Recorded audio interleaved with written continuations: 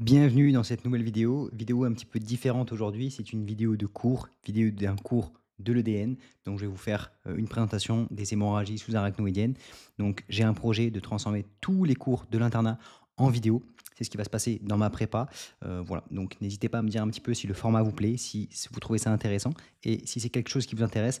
Normalement, au courant août-septembre, je vais lancer le projet intégral avec quasiment tous les cours filmés au format vidéo. Ces cours sont issus directement de fiches de révision que je vends également. Donc les fiches sont les supports de cours et vous avez également tous les cours au format vidéo. Il y aura également des conférences. Donc si ce format vous plaît, n'hésitez pas à me le dire en commentaire. Comme ça me motive à continuer ces vidéos. Moi, je vous partage quelques vidéos gratuitement sur YouTube, sur cette chaîne. Et sinon, si le projet vous plaît, mais n'hésitez pas à aller faire un petit tour sur la prépa pour découvrir un petit peu tout ça. Le lien est dans la description. Sinon, si vous voulez récupérer les fiches, le lien est également dans la description. Pour les fiches Notion, vous pouvez les tester gratuitement. Je vous donne 25 fiches de neurologie pour tester tout ça. Et puis, si vous avez envie de prendre les fiches intégrales, vous avez tout qui est expliqué dans les fiches de neurologie. Donc, n'hésitez pas à me dire si ça vous plaît. Et je vous laisse tout de suite avec la vidéo item sur les hémorragies sous-arachnoïdiennes. C'était Robin. Ciao. Écoutez, c'est parti. Bienvenue donc dans cette nouvelle vidéo où on va voir un petit peu aujourd'hui l'hémorragie méningée non traumatique, item qui est abordé dans le collège de neurologie, mais également dans le collège de neurochirurgie. Donc, je vous invite vraiment à bien travailler sur ces deux collèges. Un prérequis très important, c'est de bien connaître l'anatomie des espaces sous-arachnoïdiens. Donc, hop, ici, on va venir faire un petit tour sur Radiopédia pour voir un petit peu à quoi ça ressemble. Donc, on va ouvrir ça directement. Tac. Hop et hop, voilà. Donc ça, c'est les espaces sous-arachnoïdiens. C'est important de bien comprendre. Donc, vous avez, hop, on va se zoomer ça. Et vous avez ici dans le cerveau, donc on va se mettre ça comme ceci. Hop, vous avez ici dans le cerveau les espaces sous-arachnoïdiens. Donc ça, c'est les hémorragies, mais c'est surtout, voilà, sous-arachnoïdiens. Donc vous avez sous-dural, extradural et sous-arachnoïdien. Et sous-arachnoïdien, vous voyez, c'est vraiment ici. C'est là où en fait où il y a les vaisseaux qui passent. Et c'est pour ça que quand on va avoir un anévrisme, et on va le voir un petit peu juste après, vous avez, c'est là où entre les sillons corticaux et c'est là où il y a toute la vascularisation cérébrale. Vous voyez, il y a les petites artères qui sont ici. Et donc c'est vraiment un endroit qui est important à comprendre. Et donc ça va être notamment au niveau des citernes de la base. Et en comprenant ça, on comprend un petit peu la physiopathologie, notamment des espaces méningés. Donc vraiment, espace sous-arachnoïdien, hop, hop, je vous ai mis ici. Vous avez aussi ici le lien pour accéder directement, pour comprendre les espaces sous-arachnoïdiens, notamment les citernes de la base, etc., etc. Vous retrouverez tout ça ici. Mais voilà, donc vous avez les schémas également ici des espaces sous-arachnoïdiens. Hop, on ouvre et on se rend compte ici, donc des espaces sous-arachnoïdiens avec, ce sont les espaces qui sont ici. Voilà, donc ça c'est vraiment un prérequis. Je vous invite vraiment à aller faire un tour sur internet pour bien comprendre le concept d'espace sous-arachnoïdien parce que tant qu'on n'a pas cette anatomie en tête, on va avoir du mal à bien intégrer la pathologie. Ensuite, ce qu'il faut comprendre donc, dans l'hémorragie méningée non traumatique, on va le voir et ça va permettre de quand même comprendre beaucoup plus facilement. La plupart du temps, c'est un anévrisme. Donc il y a les artères qui vont se balader dans les espaces sous-arachnoïdiens, les artères carotides internes, les petites artères du cerveau et vous allez voir un anévrisme qui va exploser. Et donc, il va lancer du sang dans les espaces sous-arachnoïdiens. Ce qu'il faut comprendre, c'est que souvent, l'anévrisme, il va exploser. Et il va quand même assez rapidement se refermer. Parce que sinon, en fait, on n'a pas le temps de voir les gens dans cet état-là, sinon ils sont morts. Donc, il va exploser, il y a un petit peu de sang, et après, il va se recolmater. Et en fait, du coup, il va y avoir du sang dans les espaces sous-arachnoïdiens. Normalement, dans les espaces sous-arachnoïdiens, il est censé y avoir uniquement du LCR. Et donc, ça va faire très mal à la tête. On va avoir beaucoup de céphalées et donc, c'est pas bon du tout. OK. Voilà. Donc, voilà. Donc, en termes d'étiologie, je vous ai mis ici. Donc, la cause la plus fréquente, c'est rupture d'anévrisme. OK. Tac, tac. On va se mettre ici, ça. Voilà. Donc, rupture d'anévrisme. Hop. On se mettre le cours un petit peu plus grand, on va se le mettre comme ça ici. Voilà, donc la cause la plus fréquente, c'est la rupture d'anévrisme. La deuxième cause, les autres causes, donc c'est 85% des causes, et les autres causes, elles sont un petit peu moins fréquentes. On dit qu'il y en a 10% qui sont idiopathiques, on le verra, et donc c'est ce qu'on appelle des hémorragies sous-arachnoïdiennes sans cause spécifique, donc idiopathiques. Et après, il y a d'autres étiologies qui représentent 5%, des malformations artério-veineuses, des fistules durales, des cavernomes, des maladies de B7, etc. Mais ça reste quand même beaucoup plus anecdotique. Et donc, la cause vraiment la plus fréquente, c'est anévrisme et HSA idiopathique. Donc, notamment ce qu'on appelle HSA prémésencéphalique. On verra tout ça ensemble. OK. Donc, concernant notamment les ruptures d'anévrisme, donc je vous ai mis un petit schéma ici, boum, vous allez voir. Donc, c'est important de comprendre l'anatomie du polygone de Willis. Donc, ça, c'est les artères du polygone de Willis qui circulent, bien sûr, dans les espaces sous-arachnoïdiens. Hop, hop, polygone de Willis. Donc, vous avez toutes les images. Et sur ce polygone de Willis, qui est ici, qui est compris dans les espaces sous-arachnoïdiens, il y a un endroit où il y aura, au lieu d'avoir une artère qui fait comme ceci, hop, et voilà, eh bien, elle va faire tac et une boule. Hop, voilà, ça c'est souvent les anévrismes intracrâniens, ils sont comme ça. Alors que les anévrismes de l'aorte, ils sont plutôt des deux côtés. Voilà, ça c'est un anévrisme un peu fusiforme, donc c'est les deux côtés. Et un anévrisme intracrânien, souvent c'est saxiforme. Ok, voilà, donc ça c'est les deux types d'anévrismes et donc ça peut atteindre les différentes artères du polygone de Willis. Donc, on a dit, un anévrisme, c'est quoi la définition? C'est une perte de parallélisme des parois d'une artère. Donc, souvent, c'est une déhiscence de la limite limitante et élastique interne. Ok. Et donc, dans les anévrismes intracrâniens, on a dit que c'était plutôt dilatation saxiforme. Les localisations, donc, c'est très fréquent au niveau des bifurcations artérielles. Ok. Donc, au niveau du polygone de Willis, artère communicante antérieure très fréquente, artère carotide interne, artère cérébrale moyenne et artère vertébro-basilaire. Donc on voit que la circulation postérieure, c'est que 10% des cas. 90% des cas, c'est communicante antérieure ou bien carotide interne ou bien cérébrale moyenne. Ok. Voilà. Et après, donc, ce qui est important à comprendre, et on le verra au niveau des scanners, c'est que ça, les HSA qui sont liés à des ruptures d'anévrisme, elles sont vraiment au niveau du polygone de Willis, au niveau des citernes de la base. Parce que c'est là où les artères cheminent. Alors que quand on a des artères très distales, vraiment ce qu'on appelle une HSA corticale, donc c'est très distal au niveau du cerveau, elles font suspecter une autre étiologie. D'accord. Voilà, et donc notamment angiopathie amyloïde. On reverra un petit peu cette pathologie ensemble. Donc en termes de facteurs de risque de formation de l'anévrisme, hypertension artérielle, parce que du coup, vous avez votre artère, et s'il y a beaucoup de pression au niveau des parois, ça va plus facilement faire des anévrismes. Donc hypertension artérielle, tabac, alcool, très fréquent, et après les facteurs hémodynamiques. Donc voilà. Très important, les trois HTA, tabac, alcool, c'est les trois pires. Donc, au niveau de la physiopathologie, la paroi anévrismale va être plus fragile qu'une artère saine et donc elle a des risques de se rompre. Donc, les facteurs de risque de rupture, c'est assez classique. C'est plus il est gros, plus il y a des risques, donc supérieur à 10 mm. Tendance à la croissance dans le temps. Si on a un anévrisme, qu'on le contrôle au bout de 5 ans et qu'il n'a pas bougé, ça va. Si on le contrôle au bout d'un an, qu'il a déjà pris 1 mm et que tous les ans il prend 1 mm, c'est pas bon. Ok. Voilà, tendance donc à la croissance dans le temps. Irrégularité, si on a un sac qui est bien rond, bien comme ça, c'est quand même mieux que si on a un sac qui est comme ça. Voilà, donc ça c'est important à comprendre. Communicante antérieure et circulation postérieure, c'est les plus à risque de rupture. Donc la communicante, c'est vous avez la carotide interne qui arrive, hop, artère cérébrale moyenne. Donc là les deux côtés, hop, cérébrale moyenne. Et après, ça va partir au niveau des artères A1, communicante antérieure et cérébrale antérieure. Donc ça, c'est vraiment au niveau de la communicante antérieure, donc important à connaître. Et après, si on a des poussées hypertensives, donc si vous avez un anévrisme, il faut bien contrôler sa tension. Si vous commencez à avoir 190, c'est pas bon. Ok. Et effort physique, facteur de risque de rupture, on parle des gros efforts physiques, bien sûr.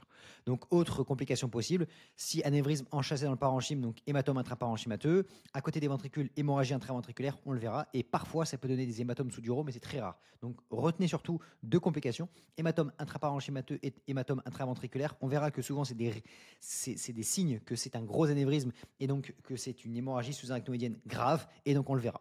OK. Voilà. Donc, ça, on a vu pour les anévrismes. Donc, perte de parallélisme, les localisations, communicante antérieure, carotide interne cérébrale moyenne, vertébro-basilaire, HTA, alcool et tabac.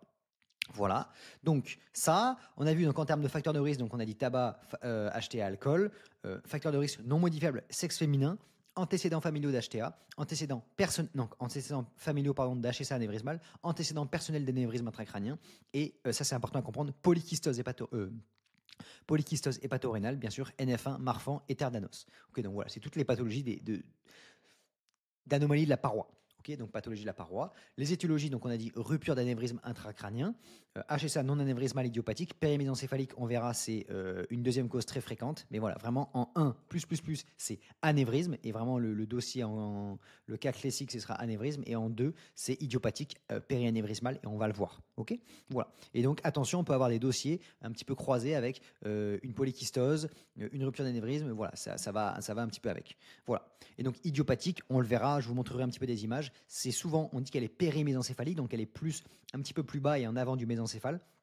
Et en fait, quand on fait un scanner, on va voir, c'est le scanner qui permet de faire le diagnostic, on ne voit pas d'anévrisme. Ok. Et donc souvent, le saignement, il est peu abondant, il est moins abondant que dans les HSA associée à un anévrisme, et on dit qu'elle est au niveau de la citerne interpédonculaire, donc un petit peu en avant du mésencéphale. Et donc c'est voilà. Et quand on fait un scanner ou une artériographie, c'est négatif. Ok. Voilà. Et donc c'est de meilleurs pronostics. Voilà, voilà. Donc au niveau donc HSA, hémorragie sous-arachnoïdienne, hémorragie méningée qui se définit donc par la présence de sang artériel dans les espaces sous-arachnoïdiens, très important. Et n'hésitez pas à mettre sur pause et bien aller revoir l'anatomie des espaces sous-arachnoïdiens ou d'aller voir les vidéos dédiées sur l'anatomie si elles sont disponibles. Et voilà. Et donc les espaces sous-arachnoïdiens, ce sont des espaces qui sont limités entre l'apimère d'un côté et l'arachnoïde sur le versant externe. Donc on va se mettre ici et on va se refaire, hop, hop, on va se mettre ça, espace sous-arachnoïdien pour bien comprendre. C'est très important, c'est ce que je vous invite à faire en permanence. Bien espace sous-arachnoïdien. Donc ça c'est le campus de neurochirurgie, c'est très bien expliqué. On voit bien les artères. Donc là c'est pimère, pimère ici, espace sous-arachnoïde. Et donc là on voit bien les vaisseaux et l'arachnoïde. Voilà, donc ça c'est très important à bien maîtriser. Et donc on voit bien artère et veine, et donc c'est entre le cortex et la pimère qui va recouvrir le cortex. Cette image est pas mal au niveau du collet. Donc on a le cortex qui est recouvert de pimère, et après on a une autre couche qui est l'arachnoïde, et donc c'est entre cette pimère et cet arachnoïde, l'espace sous-arachnoïdien. À la différence de l'espace sous-dural qui est entre l'arachnoïde et l'espace la dure mère, et la dure mère qui est l'espace extradural entre la dure mère et l'os. Ok. Voilà, donc ça c'est important à comprendre. Localisation donc autour du cerveau, mais sont de plus grande taille au niveau des citernes de la base, et ça contient du LCR et des artères et des veines de gros calibre. Donc deux causes, on a dit HSA spontané. Donc ça, ce qu'il faut bien comprendre, c'est que dans ce cours, on parle d'HSA non traumatique. Ça veut dire quoi non traumatique? C'est que c'est pas à cause d'un trauma. Donc c'est souvent rupture d'anévrisme. Après, il y a une cause, c'est l'HSA post-traumatique, c'est très fréquent. Et il n'y a pas de traitement spécifique, c'est juste qu'on a tapé le cerveau et il y a une petite artère qui a un petit peu pété, et donc ça fait un petit saignement. Mais c'est pas du tout comme l'HSA non traumatique, qui n'est pas du tout pareil. Ok. Donc HSA non traumatique, c'est quand même assez rare, mais bon, 10 cas sur 100 000. C'est plus fréquent, attention, c'est connu au Japon et en Finlande. Hop, Japon-Finlande, ça touche particulièrement les sujets jeunes sans antécédents, et l'âge moyen, médian, c'est 55 ans. Prédominance un petit peu féminine, voilà, pathologie grave, mortalité très élevée, et on a 10 à 20% de décès avant d'arriver à l'hôpital. Voilà, donc là vous savez un petit peu tout, pathologie grave, important à diagnostiquer, bien comprendre l'anatomie des espaces sous-arachnoïdiens. Maintenant, on va voir un petit peu et comprendre un petit peu mieux tout ça. Donc, quand vous avez une hémorragie sous-arachnoïdienne, qu'est-ce qui se passe? Vous allez avoir ce qu'on appelle un syndrome méningé. Donc, syndrome méningé, ça va être une céphalée très importante. Donc, on a un syndrome méningé, et surtout, ce qu'il faut savoir, c'est que c'est une céphalée brutale en coup tonnerre. Vous êtes comme ça, vous faites votre vie tranquille, et d'un coup, vous avez l'anévrisme, boum, qui pète.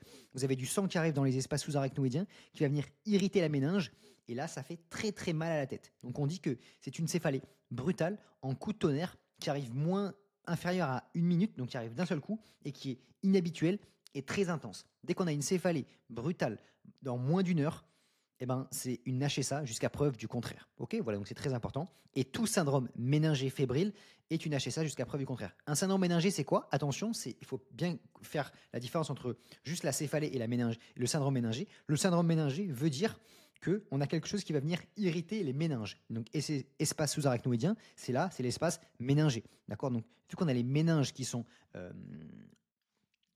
donc les méninges, c'est ça, hein, c'est l'espace sous-arachnoïdien. Vu qu'on a les méninges qui sont irrités, on va avoir un syndrome méningé. Et justement, dans ce syndrome méningé, qu'est-ce qu'on a? On va avoir donc les céphalées qui font partie du syndrome méningé, des céphalées mais qui sont spéciales, donc des céphalées qui sont récentes, inhabituelles, mal soulagées par les antalgiques habituels, de topographie plutôt en casque, un petit peu diffuse, et les facteurs qui vont aggraver, c'est les mouvements de la tête, l'examen physique, la lumière, le bruit. Voilà, c'est très important. Lumière, bruit qui va venir aggraver la céphalée. Attention à ne pas confondre, je ne sais pas si vous avez fait récemment le cours sur l'hydrocéphalie. La céphalée dans l'hydrocéphalie n'est pas la même. Elle n'est pas accentuée par la lumière, elle n'est pas accentuée par le bruit, à la différence du syndrome méningé. Ok, donc syndrome méningé, céphalée, qui ont ces caractéristiques. Ensuite, on va avoir aussi des vomissements dans le syndrome méningé parce que les méninges sont irrités, et donc ça donne des vomissements. Vomissements qu'on appelle angers. Voilà, il y a aussi des nausées, à la différence de l'hydrocéphalie où il n'y a pas trop de nausées. Donc vomissements, angers, qui sont favorisés par le changement de position, et les vomissements peuvent soulager un petit peu les céphalées. On a une raideur méningée aussi. Donc raideur méningée, c'est ici au niveau de l'arrière de la tête. On a mal au cou, on a mal à la tête, contraction des muscles paravertébraux en rapport avec une douleur provoquée par l'irritation des méninges, attitude en chien de fusil, donc on est couché sur le côté, tête en hyper extension, en arrière, voilà, résistance invincible et douloureux de la nuque, donc on n'arrive pas à fléchir la nuque, et voilà, ça fait mal. Donc ça c'est important, je vais pas revenir sur tout ça, vous avez tout ce qui est, tout est déjà, vous connaissez un petit peu normalement tout ce qui est syndrome méningé, raideur méningée, signe de Kernick, signe de Brudinski, tout ça, mais voilà, vous aurez peut-être des vidéos spécifiques dédiées vraiment sur les signes cliniques, un petit peu, parce que ça c'est des notions du premier cycle, hein. Mais voilà, en tout cas, au moins, vous savez que vous avez une raideur méningée et d'autres signes avec. Voilà. OK. Donc, c'est très important de bien évoquer un syndrome méningé non fébrile, euh, associé à des céphalées très récentes en coup de tonnerre, hémorragie méningée. Ce qu'il faut comprendre, c'est que le syndrome méningé ne se retrouve pas que dans l'HSA, dans l'hémorragie sous-arachnoïdienne, c'est dès qu'il y a une irritation des méninges, et notamment dans les méningites. Sauf que dans les méningites, c'est fébrile. Donc tout syndrome méningé fébrile est égal à une méningite jusqu'à preuve du contraire, et tout syndrome méningé non fébrile est égal à une HSA jusqu'à preuve du contraire. Voilà. Donc, on a dit en termes de dogme, toute céphalée brutale, moins d'une heure, HSA jusqu'à preuve du contraire. Tableau atypique, ben, on peut avoir des céphalées modérées, mais toujours brutales, des céphalées plus progressives, des céphalées isolées, perte de connaissance, une épilepsie. Voilà, on peut avoir en fonction de l'importance et des gens, on peut avoir des présentations cliniques un petit peu différentes. Bien sûr qu'en cas clinique, bah, le truc vraiment classique, c'est la céphalée en coup de tonnerre chez le sujet jeune sans antécédent, ou bien chez le sujet qui a une polykystose. Mais voilà, il y a plein de cas. Et on peut notamment avoir aussi un coma d'emblée. Si on a d'un coup beaucoup de sang qui va faire éruption et qui va notamment bloquer les ventricules, ben on a une hydrocéphalie d'un seul coup, boum, et on peut avoir un coma d'emblée, pardon, et on peut avoir aussi une mort subite, arrêt cardiaque, suite à des mouvements de la conduction intracardiaque, des bradycardies sur des décharges catécholaminergiques secondaires au saignement intracrânien. Donc voilà, on a des réflexes. Dès que le cerveau est agressé, il faut comprendre qu'on peut avoir plein de bouleversements, et on va le voir aussi. Voilà. Donc on peut avoir aussi des syndromes d'hypertension intracrânienne. Je vous invite à voir le cours sur l'HTIC, mais voilà, si le saignement il est important, on peut avoir un coma. Si le saignement il est majeur, on peut avoir un décès brutal, et c'est notamment le cas de 20% des ruptures d'anévrisme. Voilà, aussi, bon, un petit tips à savoir aussi, c'est ce qu'on appelle le syndrome de Terson. C'est une HSA qui a provoqué des hémorragies intraoculaires, intravitréennes. Voilà. Donc, si vous avez des céphalées plus donc des myodésopsis, donc des taches foncées dans le champ visuel, il faut bien faire attention à penser à l'HSA, parce que ça peut être un petit tips en plus en QCM, donc bien y penser. Vous ferez des petites recherches plus approfondies, mais syndrome de Terson, donc HSA, provoquer des hémorragies intraoculaires. On peut avoir des diplopies avec une atteinte du nerf 3. Voilà, on peut avoir des déficits moteurs si on a le sang. En fait, ce qu'il faut comprendre, c'est que l'HSA, enfin l'anévrisme, il va se déverser vraiment dans les espaces sous-arachnoïdiens. Mais si c'est un gros anévrisme qui déborde un petit peu dans le parenchyme cérébral, eh ben on peut avoir il peut y avoir aussi un hématome intraparenchymateux. Sauf qu'un hématome intraparenchymateux, vous le verrez si vous avez fait le cours sur l'AVC, ou bien vous le verrez plus tard, mais est égal à un AVC hémorragique. Et donc, on peut avoir aussi, on peut très bien avoir un hématome intraparenchymateux, et donc une paraplégie, un mutisme, comme un AVC. Voilà, donc si on a céphalée plus AVC, attention, pensez à lâcher ça, plus l'hématome intraparenchymateux. Et après, on le verra notamment dans les complications, les vasospasmes. Donc, on a vu que vous avez les espaces sous-arachnoïdiens entre l'apimère ici. Donc, vous avez votre cerveau qui est comme ça. Vous avez l'apimère qui est là, les espaces l'arachnoïde et donc l'espace sous-arachnoïdien qui est là. Et vous avez les vaisseaux qui passent à l'intérieur, donc les artères. Et vous pouvez avoir des anévrismes. Et en fait, là, le fait qu'il y ait du sang à l'intérieur, ça va venir irriter tout cet espace. Et donc, les autres artères qui sont pas très loin, elles sont irritées, elles vont se spasmer. Et donc, ça, le fait qu'elles se spasment, c'est comme si elles étaient occluses, comme s'il y avait une sténose vasculaire. Et donc, on peut avoir aussi, vous allez le voir, dans les vasospasmes, qui est une complication à partir de J4, on peut avoir des signes d'AVC. Ok, voilà. Et donc pour finir, des signes végétatifs, c'est-à-dire que quand il y a une hématome dans le cerveau, dans l'espace sous-arachnoïdien, il va y avoir des réflexes de tout le corps humain, et ça c'est pas très bon. Et voilà, donc on va avoir des bradycardies, des chocs, de l'œdème pulmonaire, de l'insuffisance cardiaque, ce qu'on appelle un orage catécholaminergique. Ça veut dire que le cerveau, le corps, il va sécréter des substances suite à l'agression. Et suite, parce que là, il est littéralement agressé, c'est agressé par lui-même, mais voilà. Et donc, instabilité tensionnelle, hyperthermie, bradycardie, tachycardie, voilà. Il y a plein de possibilités de signes végétatifs, ça c'est important à comprendre.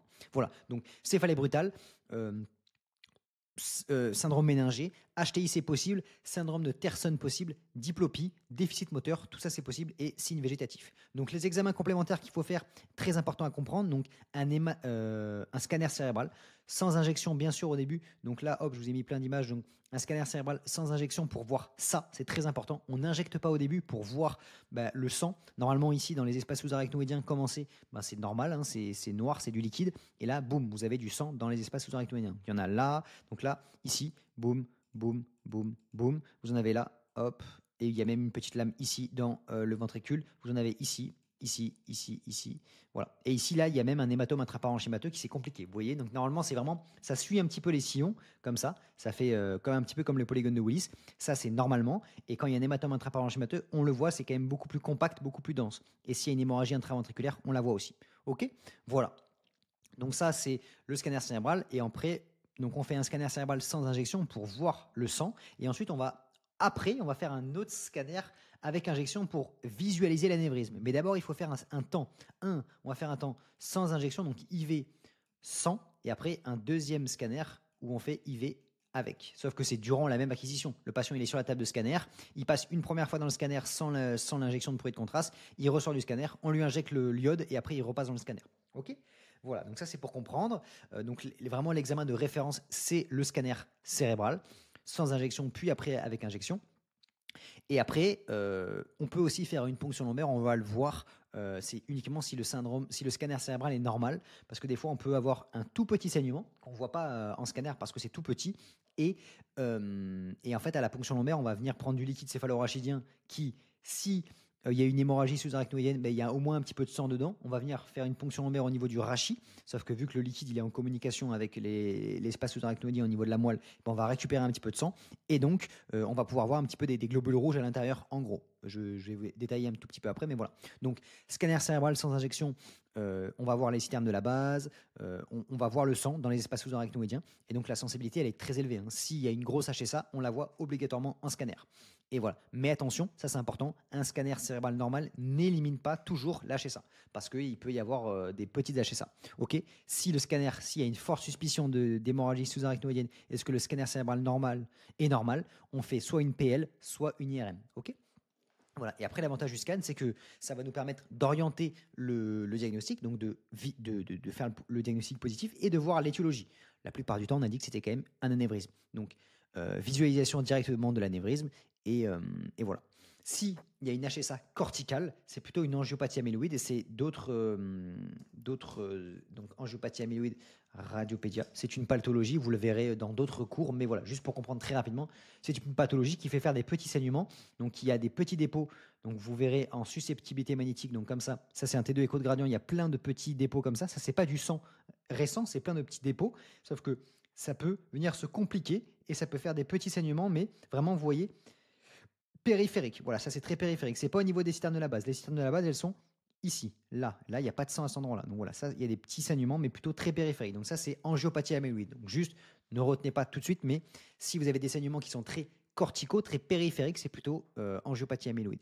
Donc la ponction lombaire, elle est indiquée si on a un syndrome méningé brutal avec un scanner normal, mais elle n'est jamais réalisée d'emblée. Ok. Attention aux contre-indications si on a une hémorragie, hydrocéphalie, etc., etc.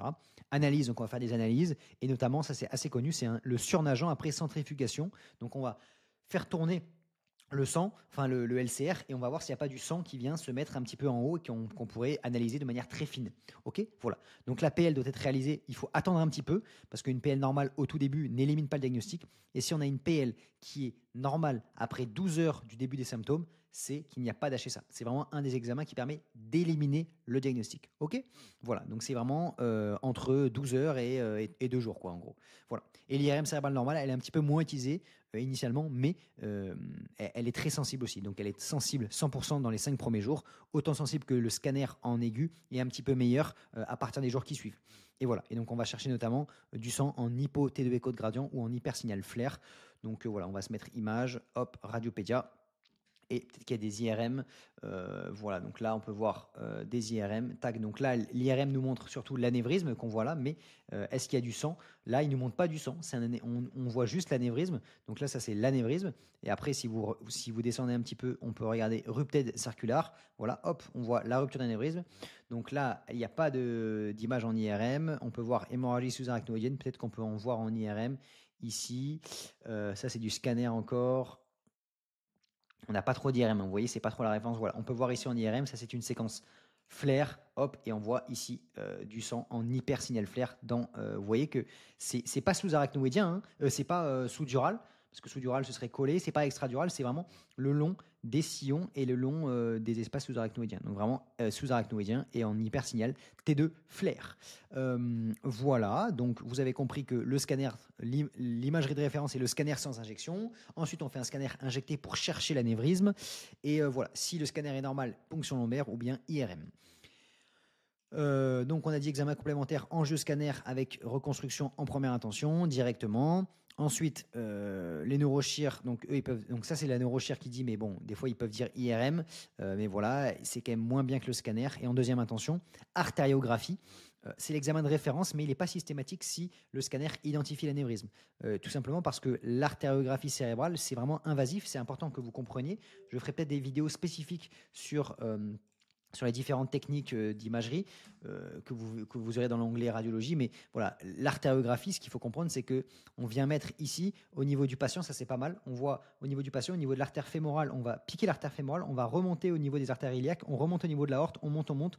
On arrive au niveau de la crosse aortique, on monte le petit cathéter au niveau de l'artère carotide interne, on monte. Vous allez me dire pourquoi on fait ça? Ça permet de 1 d'avoir des images qui sont encore plus précises et de 2, avec notre petit guide, on va pouvoir venir, s'il y a un thrombus, on va pouvoir venir l'aspirer. Alors que quand on fait un scanner, de toute façon, voilà, je reviendrai sur les vidéos pour bien expliquer le scanner, l'IRM, l'artériographie, mais dans le scanner, on injecte du produit de contraste dans les veines, ça vient dans les veines, ça vient dans le cœur droit, ça fait le tour, ça part dans l'aorte, et là, hop, il y a le produit, et là, on fait une image. Donc comme ça, c'est pas invasif. Alors que là, on pique l'artère, on monte, c'est beaucoup plus invasif, mais au moins, ça permet de traiter si besoin.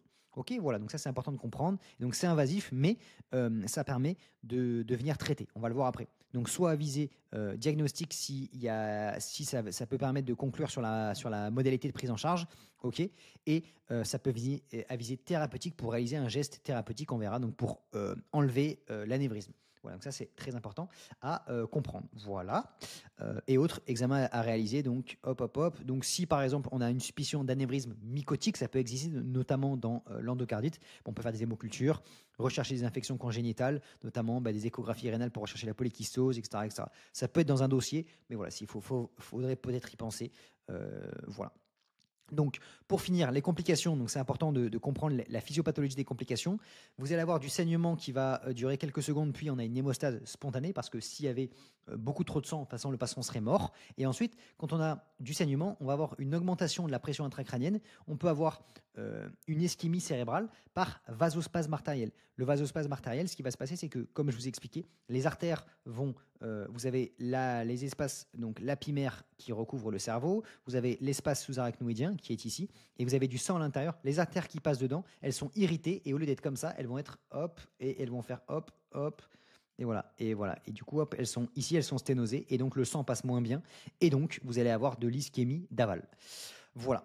Et après, le fait qu'il y ait de l'espace du sang dans les espaces sous-arachnoïdiens, ça va obstruer les granulations pour réabsorber le LCR. Et donc, on peut avoir une hydrocéphalie en fait, par défaut de réabsorption, que ce soit une hydrocéphalie aiguë ou bien une hydrocéphalie aussi chronique. Donc, voilà, le sang dans les espaces sous-arachnoïdiens va obstruer les systèmes de résorption. Je vous invite à aller voir, bien sûr, le cours sur l'hydrocéphalie, sur l'hypertension intracrânienne. Mais voilà. Ok, voilà, et donc les principaux risques, c'est donc vasospasme cérébral, hydrocéphalie, et aussi le fait qu'il y ait la fibrinolyse, exclusion donc l'anévrisme au début, donc vous avez là le sang il se balade, hop, l'anévrisme il pète, là le sang il sort, d'un coup hop la brèche elle se recolmate, et sauf qu'après il y a la fibrinolyse du sang, tac, et après l'anévrisme il repète, et là c'est catastrophique. Donc de toute façon vous verrez, mais s'il y a un ressaignement, la plupart du temps le patient meurt. Donc les complications précoces, c'est surtout la récidive du saignement, le ressaignement, et l'incidence maximale c'est dans les 24 heures. Dès que ça a saigné, ça a beaucoup de chances de ressaigner. Et quand ça ressaigne, là, le patient va mourir quasiment de manière systématique. Donc, ressaignement, on a dit hydrocéphalie aiguë, ok, donc soit aiguë, soit retardée.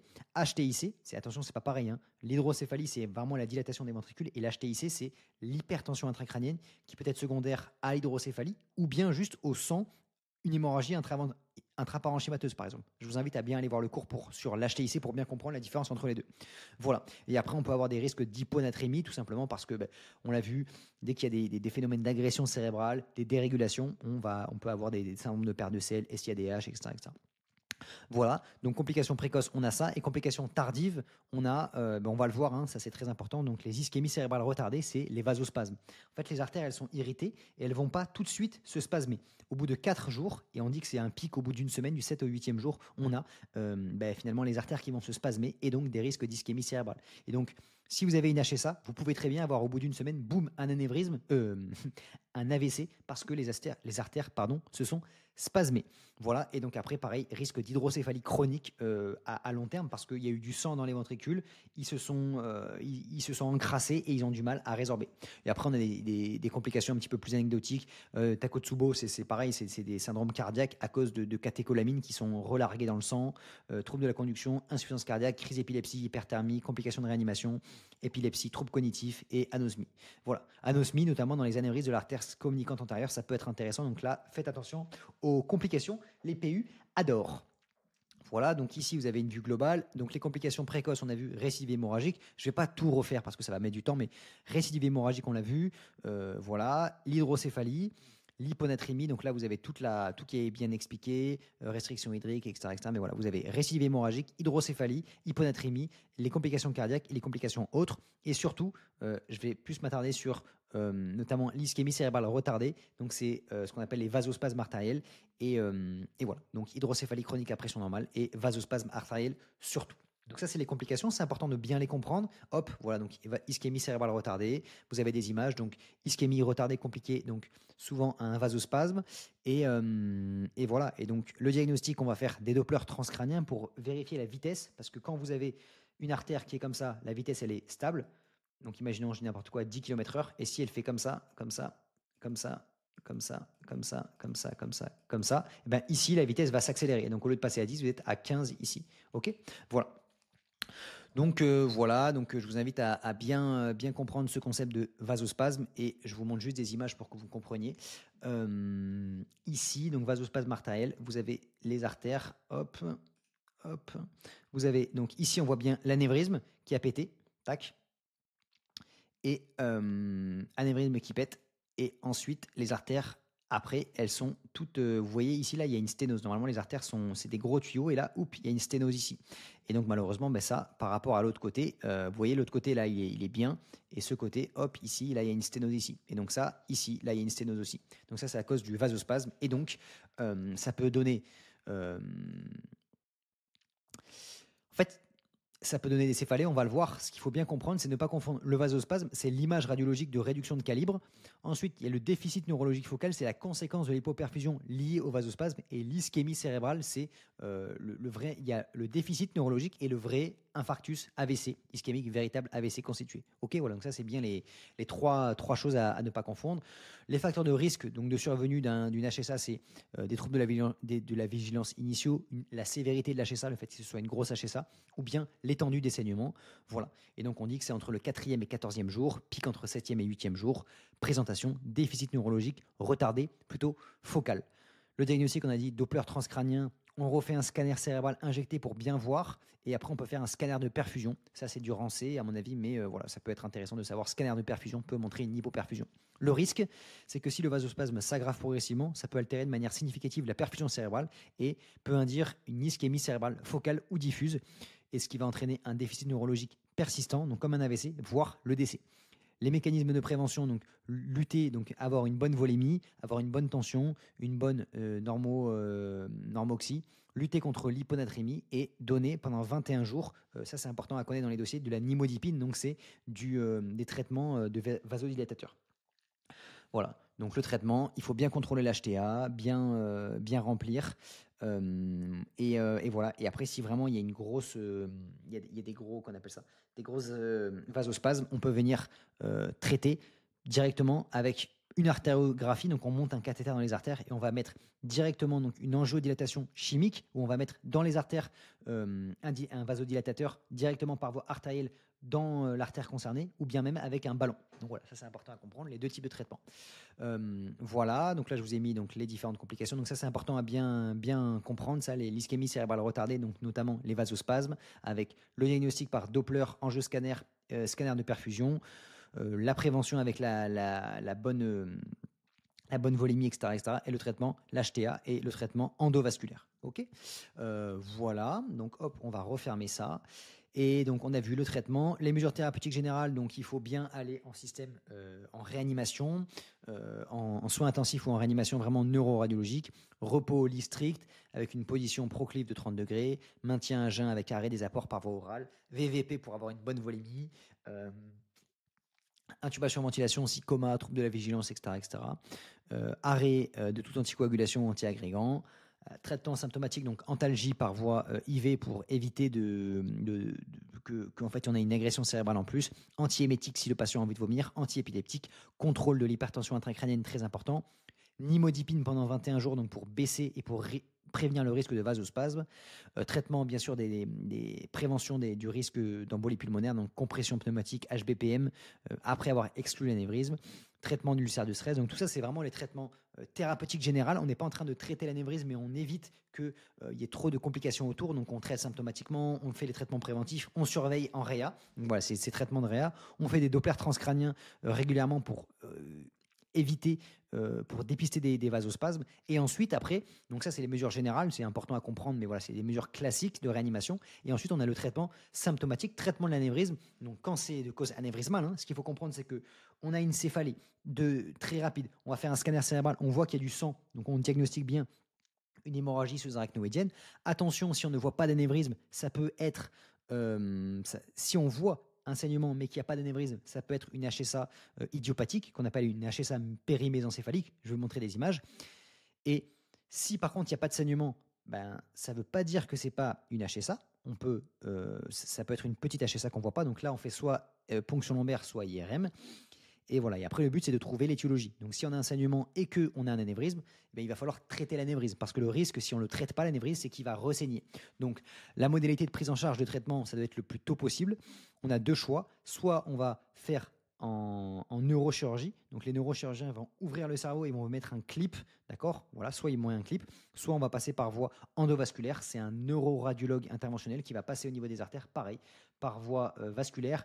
Hop, donc il va passer ici, c'est ce que je vous avais mis tout à l'heure, donc clac, clac, clac, par voie endovasculaire, embolisation. Attention, c'est important, sous anesthésie générale, parce que le patient, il ne faut pas trop qu'il sente quand même. Et après, on va monter un petit cathéter par voie artérielle, on va aller dans le sac, et donc là, il faut bien faire, donc là, on va marquer, hop, pour vous montrer, traitement anévrisme endovasculaire. Comme ça, vous voyez à quoi ça ressemble. Il y a même des vidéos sur YouTube. N'hésitez pas à aller voir. Vous avez des vidéos. Tac, tac, tac. Qu'est-ce qui me fait mon Google là? Voilà, c'est bon, ça remarche bien. Donc là, vous voyez, hop, traitement des anévrismes intracrâniens. Vous avez la voie chirurgicale où on va venir par voie enfin, le chirurgien, il va mettre un clip ici, boum, il va fermer ici le clip. Et sinon, par voie endovasculaire, on va venir et on va mettre des petits coils à l'intérieur directement des artères. Et donc, par voie endovasculaire, on va venir piquer ici. Donc, vous voyez, c'est comme je vous ai montré. Bon, là, c'est pas le bon truc parce que là, c'est un anévrisme aortique, mais on va piquer l'artère ici, boum, on pique, on monte, on monte, on monte, on monte au niveau du cerveau et on va venir, donc, traitement anévrisme c'est cérébral, endovasculaire, boum. Et là, vous voyez, tac, on vient et on va mettre un petit truc, et voilà. Donc voilà concrètement, et vous pouvez mettre même vidéo, vous mettez sur YouTube, transmission, et vous voyez la vidéo YouTube, et il vous explique un petit peu, et il vous montre, ce sera très facile de comprendre. Voilà, et donc par voie chirurgicale, après, on va venir faire une crânectomie. Crânectomie, on ouvre le crâne, et on va disséquer jusqu'au niveau de l'artère, on va mettre un petit clip, hop, on ferme l'anévrisme, on met comme une espèce de pince à linge, on ferme l'anévrisme, et voilà. Et après, en fait, l'avantage de la neurochirurgie, c'est qu'on va pouvoir faire d'autres gestes si jamais. Donc, s'il y a un hématome intraparenchymateux, s'il y a une hydrocéphalie, etc., on va pouvoir venir traiter l'anévrisme et enlever, par exemple, l'hématome intraparenchymateux. Ou bien traiter l'anévrisme et mettre une dilatée, enfin, mettre une dérivation ventriculaire. Donc c'est important de bien comprendre ça. Et voilà, donc 2 types de traitements vraiment de ce qu'on appelle un traitement étiologique. On va traiter l'anévrisme par voie endovasculaire, donc c'est par voie radiologique. euh, on va monter par voie avec un microcathéter dans les artères ou bien par voie chirurgicale, on va ouvrir le cerveau. C'est 2 prises en charge différentes et ça va vraiment dépendre d'où est l'anévrisme. Si l'anévrisme est très distal, ce qu'il faut comprendre, c'est que par voie microcathéter, il y a au bout d'un moment, c'est comme un labyrinthe. On ne va pas pouvoir venir se déplacer de partout. On peut le faire quand c'est des grosses artères et que du coup, c'est facile d'accès. Par contre, si ça commence à être trop loin, on va avoir du mal à aller jusqu'au niveau de l'anévrisme. Okay, donc endovasculaire, plutôt des artères proximales, pas trop loin. Souvent, on dit M1, M2 et chirurgical quand c'est des petits anévrismes distaux et qu'il y a d'autres gestes à réaliser. Voilà un petit peu concrètement, j'espère que vous aurez compris. Donc hop, schéma du collège, là c'est un clip chirurgical, boum, vous avez un clip qui a été mis. Et je vous invite à mettre les schémas du collège pour bien revoir tout ça. Voilà, donc j'espère que ça vous a fait une bonne vision d'ensemble du cours. On va juste, hop, pour terminer, tac, tac, refaire un petit tour général. Donc c'est hémorragie sous-arachnoïdienne, donc espace sous-arachnoïdien dans lequel il va y avoir du sang. Donc là, nous, on dit les causes non traumatiques. Donc dans 85% des cas, ce sont à cause d'une rupture d'anévrisme. La seconde cause, et j'ai oublié de vous le montrer, donc HSA, périmésencéphalique radiopédia. Hop, voilà, périmésencéphalique, c'est des petits saignements qui sont plutôt périmésencéphaliques. Ici, là, hop, normalement, vous voyez, ici, là, au niveau des cytales, alors là, on est au niveau intraventriculaire, on voit rien. Là, vous voyez, on a le mésencéphale. Donc, comment on reconnaît le mésencéphale? C'est les oreilles de Mickey, comme ça, boum, petite oreille de Mickey, hop, voilà. Et donc, c'est en avant de ça. Et je vais vous montrer par rapport, et peut-être qu'on ne voit pas, mais c'est un peu plus bas que les citernes de la base.